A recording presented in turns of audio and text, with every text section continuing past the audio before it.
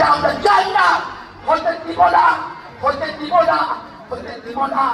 জুলাই আগস্টের অভ্যুত্থান যুবকদেরকে বলতে চাই, ওই বোল্ডার মুরগি আর মোটার চাল 1500 টাকা কিডনি 12-13 জনকে নিয়ে জামাতটা করাচ্ছে, এতে আবু সাইদ মুখে সত্যকে তোমরা পিঠা যেতে দিও না, পিঠা যেতে দিও না।